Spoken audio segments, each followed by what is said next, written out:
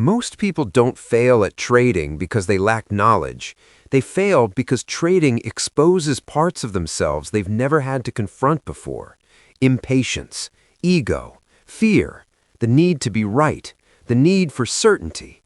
The market doesn't care about any of that.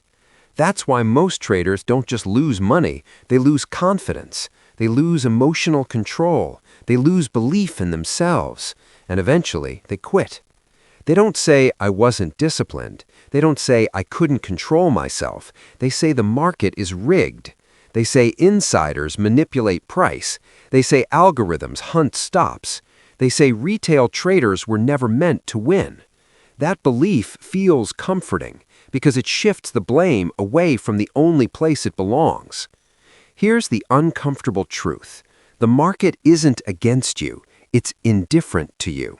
It doesn't know who you are. It doesn't know your account size. It doesn't know how badly you need this trade to work. Price moves whether you win or lose. And that indifference is what breaks most people.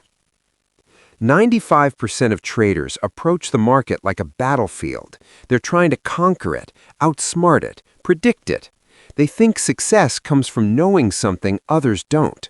The 5% see it differently. They don't try to dominate the market, they try to align with it. They're not searching for certainty, they're managing probability.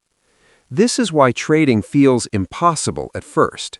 In normal life, effort is rewarded. In trading, effort often gets punished. You can spend all night analyzing a chart, place a perfect trade, and still lose. You can break every rule, act on impulse, and still win.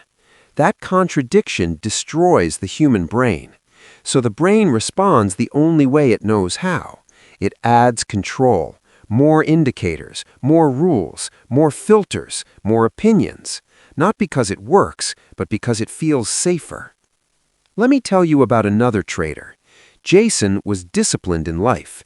Gym 5 days a week, structured routine, successful career. But in trading, he couldn't sit still. If the market wasn't giving signals, he created them. If price moved without him, he chased it. If a trade went against him, he interfered. He wasn't reckless, he was uncomfortable with doing nothing. That discomfort cost him years, until one day he noticed something strange. The few trades that actually worked were the ones he almost didn't take, the ones where price was obvious, the ones where he felt bored waiting. That's when it clicked. Trading wasn't hard because setups were rare. Trading was hard because patience felt like inactivity. Most traders believe activity equals progress. In trading, activity usually equals damage. The market doesn't pay you for effort, it pays you for selectivity. Another reason trading feels impossible is instant feedback. You make a decision, the market judges you immediately. That judgment feels personal. A loss feels like failure. A win feels like validation. So traders start trading for emotional reasons instead of strategic ones. They trade to feel smart. They trade to recover losses. They trade to avoid boredom. They trade to prove something. None of those reasons have anything to do with edge. The 5% understand something early. 1 trade means nothing. 10 trades mean nothing. What matters is whether the system works over hundreds of trades. That understanding changes everything. Losses stop hurting. Wins stop inflating the ego. The trader becomes neutral, and neutrality is power. Most losing traders are obsessed with outcomes. They check their P&L constantly. They calculate profits after every trade. They let one red day ruin their mindset. Winning traders track something else: execution. Did I wait for my setup? Did I size correctly? Did I follow my exit rules? That's it. If the answer is yes, the day is a success, even if money was lost. This single mindset shift removes most emotional damage from trading. There's also the addiction to information. Traders think more knowledge equals better performance, but past a certain point, information becomes noise. Every opinion creates doubt. Every headline creates hesitation. Every new idea weakens conviction. So the best traders do something counterintuitive. They limit input.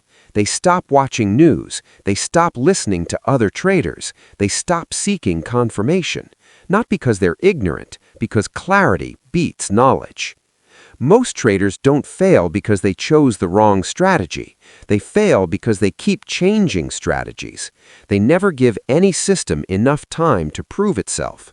One loss, they tweak it. One drawdown, they abandon it. One bad week, they search for something new. Consistency never has a chance to form.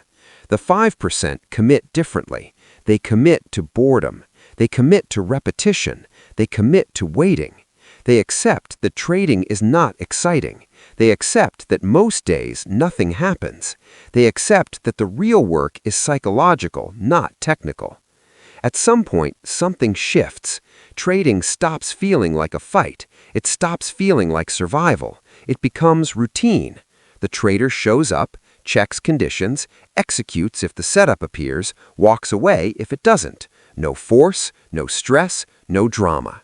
That's when profitability becomes sustainable. Here's the part nobody wants to hear.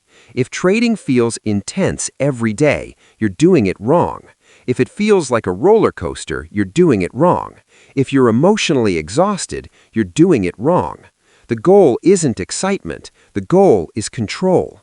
The market rewards those who can sit still, those who can wait, those who can accept uncertainty without reacting to it. That skill is rare. That's why profitable traders are rare. So the question isn't whether trading works. It does. The question is whether you're willing to become the type of person it rewards, someone who values process over outcome, discipline over excitement, patience over action. If you can do that, trading stops being impossible. It becomes obvious, not easy, but clear. And clarity is everything.